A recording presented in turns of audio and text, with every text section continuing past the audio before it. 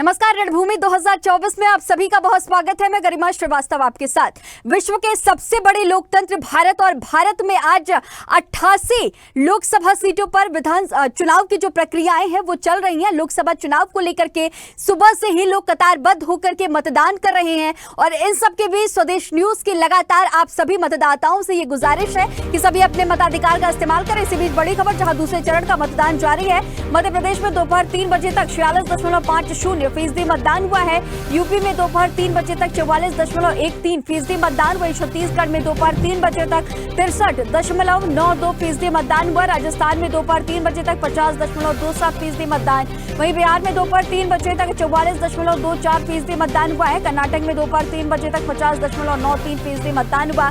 असम में दोपहर 3 बजे तक 60.32% मतदान हुआ है। महाराष्ट्र में दोपहर 3 बजे तक 43.01% मतदान। वहीं पश्चिम बंगाल में दोपहर 3 बजे तक 60.60% मतदान हुआ। केरल में दोपहर 3 बजे तक 51.64% मतदान। वहीं मणिपुर में दोपहर 3 बजे तक 68.48% मतदान। त्रिपुरा में दोपहर 3 बजे तक 68.92% मतदान। वहीं जम्मू कश्मीर में दोपहर 3 बजे तक 57.76% मतदान हुआ है।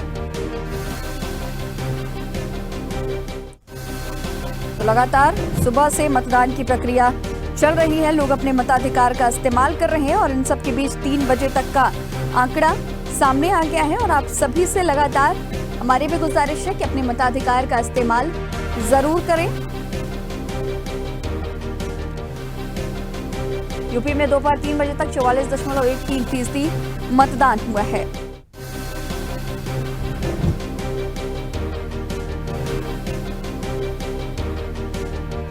सुप्रीम कोर्ट ने वोटर वेरीफाइड पेपर ऑडिट को लेकर के भी आज बड़ा स्टेटमेंट दिया। जितनी वीवीपैट को लेकर के याचिकाएं थी उसे भी खारिज कर दी गई और सुबह से ही मतदान की प्रक्रिया दोपहर 3 बजे तक यूपी में 44.13%, छत्तीसगढ़ में दोपहर 3 बजे तक 63.92% मतदान हुआ है। और लोकसभा चुनाव का ये दूसरा चरण है, बेहद अहम। 88 सीटों पर 13 राज्यों और केंद्र शासित प्रदेशों के 88 सीटों पर सुबह से ही मतदान की प्रक्रिया चल रही है।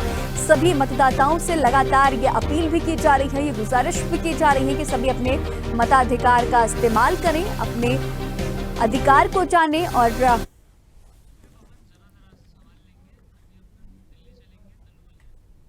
इसी खबर पर तमाम जानकारी के साथ दिल्ली से हमारी सहयोगी तनु हमारे साथ जुड़ी हुई हैं। तनु, लगातार सुबह से देखा जा रहा है कि मतदान की प्रक्रिया चल रही है। यूपी में 44% मतदान अभी तक हुआ है। वहीं अलग अलग राज्यों का अगर जिक्र करें तो वोटिंग का जो परसेंटेज है वो लगातार बढ़ता जा रहा है। लेकिन अगर हम बात करें, आप यहाँ इस वक्त नोएडा में मौजूद भी होंगी। गौतम बुद्ध नगर की क्या कुछ तस्वीरें इस वक्त नजर आ रही हैं? तमाम जो बूथ पर जो मतदाता पहुंच रहे हैं उनका क्या कहना है? तमाम जो मुद्दे हैं वो किस मुद्दों को लेकर के इस बार चुनावी मैदान में अपने प्रत्याशी को चुनना चाहते हैं?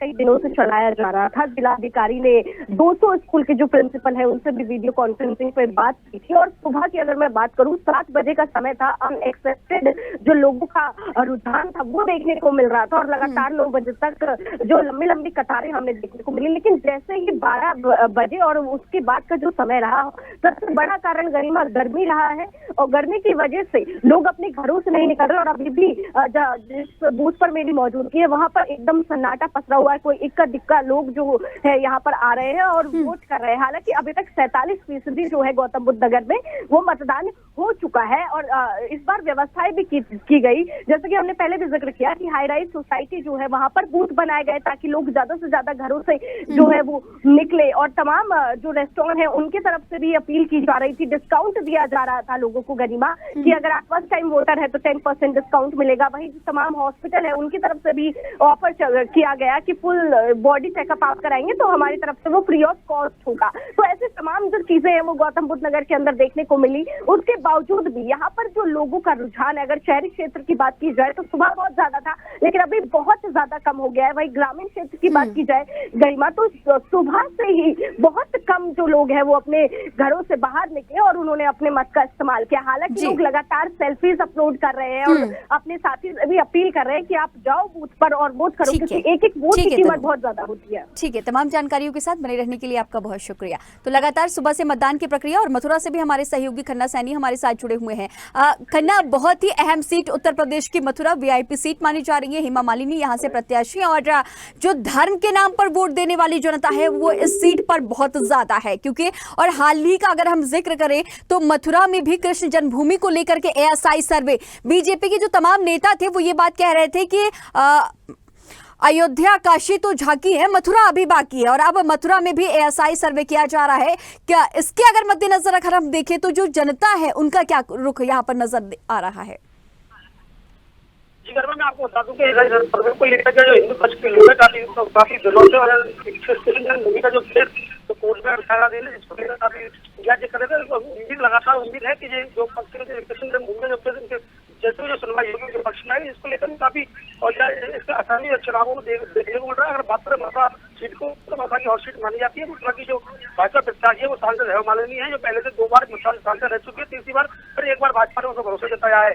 और अगर बात करें ग्रामीणों को लेकर तो हालांकि कुछ दिन तक ग्रामीणों में आक्रोश भी रहा था कि भाजपा प्रत्याशी को लेकर जब काफी लोगों का आक्रोश जताया था तो विरोध भी जताया, लेकिन उसके बावजूद सब लोग एक और विकास को लेकर जब बात की गई तो काफी संख्या में विकास 10 सालों में हेमालिनी द्वारा कराया गया था। इसको लेकर जब तक प्रफुल्ल चौहान से उस हेमालिनी भाजपा प्रत्याशी ने उनको मंजूर करते हुए तैयार है। और बात करें बसपा की तो बसपा से सुरेश सिंह और इंडिया गठबंधन की जो सीटें कांग्रेस की सेवाई है उसके मैदान में। ठीक है, तमाम जानकारियों के साथ बने रहने के लिए आपका बहुत शुक्रिया। हमारे साथ मुंबई से ब्यूरो चीफ राहुल पुजारी हमारे साथ जुड़े हुए हैं। और राहुल जी, इस बात का जिक्र करिएगा कि लोकसभा चुनाव के दूसरे चरण में जो डीएमके फैक्टर है वो किस तरह से निर्णायक हो सकता है महाराष्ट्र का, अगर हम जिक्र करें, क्योंकि यहाँ की राजनीति बेहद अलग है। आप भी लगातार इस बात का जिक्र करते रहे हैं।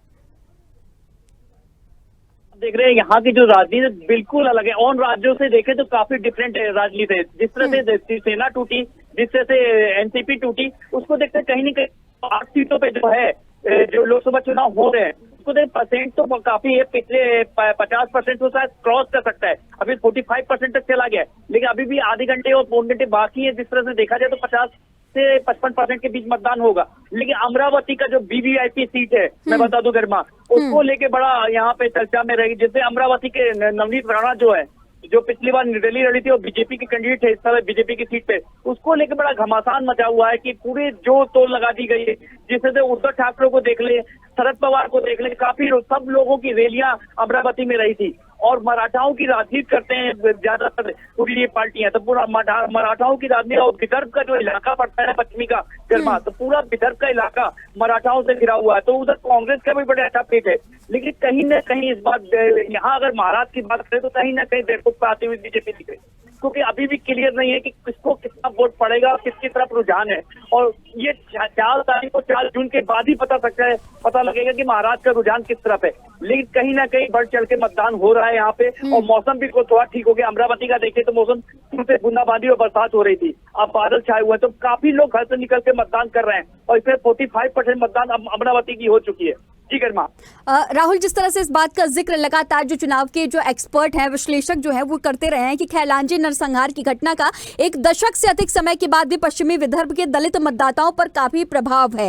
विशेष रूप से अमरावती लोकसभा निर्वाचन क्षेत्र को बौद्ध और गैर बौद्ध उम्मीदवारों की तर्ज पर विभाजित किया गया है, जिसमें राकांपा के वरिष्ठ नेता अजीत पवार खेमे के शीर्ष नेता भी शामिल है। ऐसे में इन सभी चीजों का कितना असर देखने को मिल रहा है, अगर इस सीट का हम जिक्र करें? देखिए एकदम जायज सी बात है कि सबका प्रभाव पड़ रहा है। और नक्सली इलाका भी नादेड़ जहाँ इलेक्शन हो रहा है वहाँ नक्सली इलाका भी कहा जाता है, वहाँ नक्सलियों का बड़ा प्रकोप रहता है। तो वो विदर्भ का जो इलाका है इर्द गिर्द में जो आप देखिए नक्सलियों का भी प्रभाव पड़ता है। वो की बात करें वो भी उसका भी बहुत बड़ा प्रभाव पड़ने वाला है। लेकिन कहीं न कहीं महाराष्ट्र के वोटर कंफ्यूज हो चुके हैं कि आखिर किसको वोट दिया जाए। बीजेपी एक तरफ है, बीजेपी के गठबंधन में जो एनसीपी आ चुकी है, एकनाथ शिंदे की आ चुकी है, वही विपक्ष में भी एक शिवसेना आ चुकी है, एक एनसीपी आ चुकी है। तो काफी ज्यादा जिस तरह से मैं पहले से बताता आया हूँ, वो कवर करता रहा हूँ ग्राउंड जीरो पे कि पूरी तरह से मतदाता कंफ्यूज हो गए और उसका प्रभाव जिस तरह से आप बता रही गरमा कि बहुत वोट का संख्या और नकली इलाका जो है विदर्भ का पूरा नकली इलाका कहा जाता है, तो कहीं ना कहीं सबका भी देख के भी वोट पड़ेंगे और वो उधर के जो वोट ऑफ परसेंटेज थोड़ा सा गिरा हुआ है, लेकिन इधर साइड का। ठीक है राहुल जी, तमाम जानकारियों के साथ बने रहने के लिए आपका बहुत शुक्रिया। तो चलिए अब आपको सीधा छत्तीसगढ़ के महासमुंद लिए चलते हैं, जहां पर हमारे सहयोगी ताराचंद पटेल हमारे साथ मौजूद हैं। ताराचंद, किस तरह की तस्वीरें इस वक्त महासमुंद में नजर आ रही है, क्योंकि जो यहाँ का चुनाव है बेहद दिलचस्प है। हाल ही में विधानसभा चुनाव हुए थे, कांग्रेस को बड़ी हार का सामना करना पड़ा था। महासमुंद वीआईपी सीट मानी जा रही है छत्तीसगढ़ में, और जिस तरह से हम देखते रहे कि 11 सीटें हैं, 11 सीटों में 9 सीटों पर बीजेपी का कब्जा, लेकिन इस बार जो कांग्रेस है, जो विपक्षी दल है, वो सभी सीटों पर जीत के बड़े दावे कर रही है। महासमुंद जहां पर आप मौजूद हैं, वहां पर क्या कुछ तस्वीरें और जो वोटर्स हैं उनका क्या रुख है?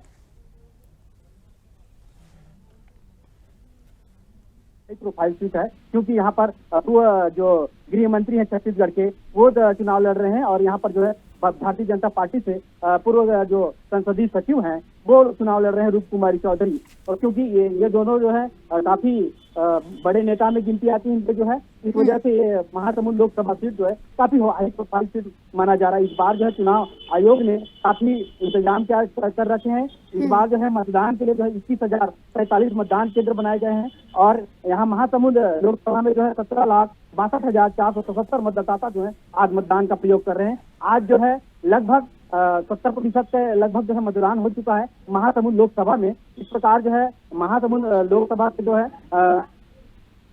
के लिए जो है 10,804 मतदान कर्मी जो है ड्यूटी लगाए गए हैं। इनमें जो है सुरक्षा जो कर्मी हैं वो 4,815 सुरक्षा कर्मी यहाँ पर ड्यूटी में जो है तैनात किए गए हैं चुनाव के लिए। जी ठीक है ताराचंद, तमाम जानकारियों के साथ बने रहने के लिए आपका बहुत शुक्रिया। तो लगातार चुनाव की प्रक्रिया चल रही है। 13 राज्य और केंद्र शासित प्रदेशों के 88 सीटों पर चुनाव की प्रक्रियाएं लगातार चल रही हैं, और सभी से एक बार फिर से गुजारिश कि अपने मताधिकार का इस्तेमाल करें।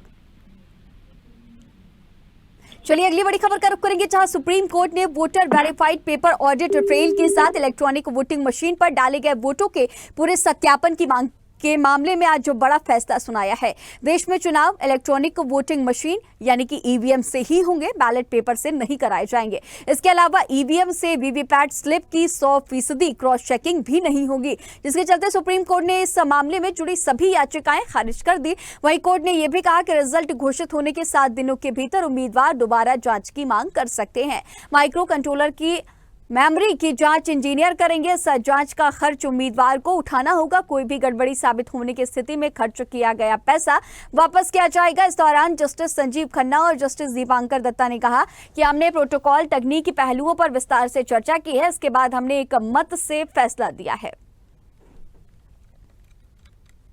लोकसभा चुनाव के दूसरे चरण के मतदान के दौरान सुप्रीम कोर्ट ने अहम फैसला सुनाया। सुप्रीम कोर्ट ने ईवीएम के जरिए डाले गए वोट की वीवीपैट पर्चियों से 100% मिलान समेत अन्य याचिकाएं खारिज कर दी हैं। इस फैसले से चुनाव के बीच इलेक्शन कमीशन को बड़ी राहत पहुंची है। वहीं वरिष्ठ अधिवक्ता प्रशांत भूषण ने कहा कि ईवीएम में प्रोग्रामेबल मेमोरी होती है, इसीलिए हेराफेरी हो सकती है। सुप्रीम कोर्ट ने हमारी मांगों को ठुकरा दिया। चुनाव आयोग सत्यापन करे कि सारे बैलेट पेपर पर अगर बारकोड डाले तो उसकी मशीन से गिनती हो सकती है या फिर नहीं। सुनिए। इनमें एक प्रोग्रामेबल मेमोरी होती है, क्योंकि सिंबल लोडिंग करी जाती है, और इसलिए इनको मैनिपुलेट किया जा सकता है अगर आप कोई उसमें मैलिशियस प्रोग्राम डाल दें। और इस वजह से ये जरूरी है कि जो वीवीपैट है उसका पूरा पेपर ट्रेल का ऑडिट होना चाहिए, सारे वीवीपैट स्लिप्स को काउंट करना चाहिए। और क्योंकि वीवीपैट में भी काला शीशा लगा दिया गया था, तो इस वजह से हम लोग ये कह रहे थे कि या तो उसका ट्रांसपेरेंट शीशा करिए, और या नहीं तो उसको जो स्लिप जो प्रिंट होती है वोटर के हाथ में देकर और उसको उसमें बैलेट बॉक्स में डालकर और उसकी काउंटिंग कर लीजिए। सुप्रीम कोर्ट ने ये सारी हमारी मांगे को ठुकरा दिया है और ये बोला है कि अच्छा इलेक्शन कमीशन इसको एग्जामिन करे कि सारे बैलेट पेपर्स पर अगर हम वो डाल दें मार्क, उस पर मार्क डाल दें जिसको बार कोड जिसको कहते हैं, बार कोड डाल दें तो उसकी फिर मैकेनिकली मशीन से काउंटिंग हो सकती है कि नहीं, इसको एग्जामिन करें। और दूसरा उन्होंने ये बोला है कि सिंबल लोडिंग यूनिट जो होती है, जिससे symbol loading constituency by constituency करी जाती है, उसको कम से कम 45 दिन तक चुनाव सील करके रखा जाए और चुनाव के बाद कम से कम 45 दिन तक रखा जाए, जिससे कि अगर कोई इलेक्शन पिटिशन फाइल होती है, कोई उसकी कोर्ट मांग करता है तो उसको देखा जाए। तेंदुखेड़ा में लोकसभा चुनाव के दूसरे चरण में मतदान करने को लेकर लोगों में खासा उत्साह देखा गया। कांग्रेस के लोकसभा प्रत्याशी संजय शर्मा ने अपने गांव के मतदान केंद्र पर मतदान किया। उन्होंने कहा कि मतदाता अपने मत का उपयोग जरूर करें, मतदान कर अपने मन की सरकार चुने। देश की महापंचायत का चुनाव है। आज सभी देशवासियों से आग्रह करूंगा कि अपने मत का उपयोग करके अपने मन की सरकार बनाए, जिसमें देश का विकास हो सके, लोगों के लिए रोजगार मिल सके, किसानों के लिए MSP का कानून बने और उनके अनुरूप जनता के लिए जो काम कर सके। इसलिए वोट डालने जरूर जाए। अपने 5 साल में एक बार अवसर आता है वोट डालने का। आपकी वोट से इस देश की सरकार बनती है, इसमें आपका योगदान जरूर रहे। सभी मतदाताओं से यही आग्रह करें। MP में लोकसभा चुनाव का दूसरे चरण का मतदान चल रहा है। इस मौके पर इंडिया अलायंस प्रत्याशी RB प्रजापति ने खजुराहो के मतदान केंद्रों का निरीक्षण किया। इंडिया अलायंस प्रत्याशी RB प्रजापति ने व्यवस्थाओं का जायजा लिया। इस मौके पर उन्होंने पोलिंग की अव्यवस्थाओं को लेकर के नाराजगी भी जाहिर की है। वहीं स्वदेश न्यूज से RB प्रजापति ने खास बातचीत की है, सुनिए। अब मैं खजुराहो में एक पोलिंग बूथ पर मौजूद हूँ। हमारे साथ RB प्रजापति, जो इंडिया गठबंधन के द्वारा इन्हें समर्थन दिया गया था, यहाँ पोलिंग बूथ पर पहुँचे हुए हैं। क्या कहेंगे? ठीक है, हम सवेरे से पूरा मतदान प्रक्रिया को देख रहे हैं, नज़र रख रहे हैं और प्रातः जो है करीब मतदान प्रक्रिया के 1 घंटे पूर्व पहुंच करके मतदान केंद्रों का निरीक्षण किया कि पीठासीन अधिकारी किस तरह से अपना EVM मशीन की तैयारी कर रहे हैं। मैं सवेरे अपने गांव में ही था, खड्डी गांव में, जो कि चल्ला विधानसभा क्षेत्र के अंतर्गत आता है। तो वहां पर हमारे 4 मतदान केंद्र हैं, बूथ नंबर 84, 85, 86, 87। तो मैंने 1 घंटा पूर्व पहुंच करके वहां पर पूरी प्रक्रिया देखी कि वो जो EVM का जो मॉक पोल होता है, मॉक पोल का रिजल्ट देखा, सब कुछ देखा।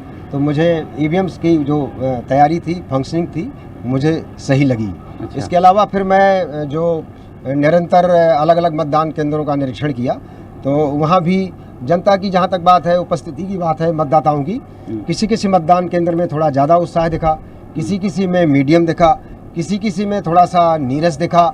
इसके अलावा जो थोड़ा एक आध कुछ ऐसे मतदान केंद्र भी मेरे को मिले कि जहाँ पर मतदान केंद्र के अंदर जहाँ पर मतलब आंगनवाड़ी कार्यकर्ता या आंगनवाड़ी सहायिका को नहीं जाना चाहिए, लेकिन दो ऐसे मतदान केंद्र भी मैंने देखे जहां आंगनवाड़ी सहायिका खुद जो है पोलिंग ऑफिसर का काम कर रही थी और जो है अमिट सही लगा रही थी।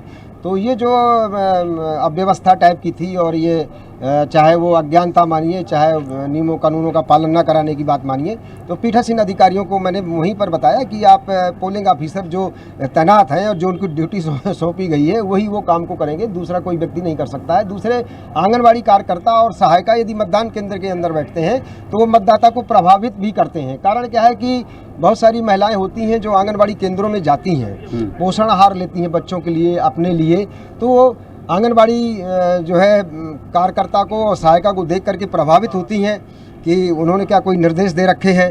तो वहाँ तो नहीं बोलते मतदान केंद्र में, लेकिन उससे आदमी प्रभावित तो होता है। तो वो ठीक है, उन्होंने उस पर पीठासीन अधिकारियों ने माना और उनको वहाँ से हटाया। अच्छा, ये क्या सिर्फ आप चंदला क्षेत्र की बात कर रहे हैं कि नहीं? ये चंदला क्षेत्र की भी बात है और ये जो है राजनगर क्षेत्र की बात है। मैंने दोनों जगह पाया है। दोनों जगह के सहायक जो रिटर्निंग अधिकारी होते हैं, जनरली SDM है, तो उनको मैंने अपने मोबाइल फ़ोन से भी अवगत कराया कि आप इस व्यवस्था को दुरुस्त कराएं। अच्छा, ये बताइए, भाजपा कहती है कि अब की बार 400 पार, तो आपको क्या लगता है खजुराहो लोग? 400 पार जो है पूरी तरह से मनगढ़ंत है और वो खजुराहो सीट तो वो लूज करने जा रहे हैं। क्योंकि आप पूरा रुझान देख लीजिए तीनों जिलों का, सभी 8 विधानसभाओं का, तो आप उनके खिलाफ जो है आपको असंतुष्ट मिलेगा मतदाता उनसे संतुष्ट नहीं है, क्योंकि 5 सालों में उन्होंने यहाँ इस क्षेत्र के लिए समय नहीं दे पाए हैं। और समय नहीं दे पाने के कारण से लोग ये मान के चल रहे हैं, मतदाता ये मान करके चल रहे हैं कि हमारे लिए उपयुक्त उम्मीदवार नहीं है और अल्लाह क्षेत्र में, तो वहाँ जरूर मैं संपर्क में रहा हूँ।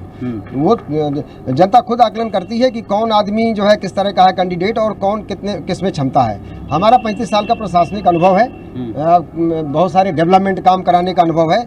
जो वर्तमान के जो सांसद जी हैं उनको थोड़ा इतना अनुभव है कि प्रशासनिक डेवलपमेंट के कार्य कैसे होते हैं। तो हम मतदाता खुद ही पा रहे हैं कि ये कैंडिडेट जो है पहले के जो है कैंडिडेट से जो है ज़्यादा बेटर हैं। अच्छा, तो आपको क्या लगता है अब की बार क्या होगा? अब की बार जो है परिवर्तन हो जाएगा, हमको ऐसा लगता है, और ये जनता की जो लहर है वही उसी से ऐसा आभास हो रहा है। तो मैं कुछ तस्वीरें भी आपको दिखाना चाहूँगा। यहाँ गर्मी ने भी अपना असर दिखाना शुरू कर दिया है। खजुराहो में इस वक्त मैं मौजूद हूँ। पोलिंग बूथ की तरफ आप तस्वीरें दिखाइए। जो सुबह से ही जिस तरीके से उत्साह देखा जा रहा था, पोलिंग बूथों में महिलाएं बुज़ुर्ग बढ़ चढ़ कर वोटिंग करने के लिए पहुंच रहे थे, लेकिन खजुराहो के इस मतदान केंद्र में देखा जा रहा है काफ़ी कम मात्रा में यहाँ पर जो है वोट करने के लिए मतदाता पहुंच रहे हैं। स्वदेश न्यूज़ के लिए छतरपुर से समीर अवस्थी। बुलेटिन में फिलहाल इतना ही। खबरों का सिलसिला, लगातार चुनावी अपडेट्स का सिलसिला जारी रहेगा। बने रहिए स्वदेश न्यूज़ के साथ। सबसे पहले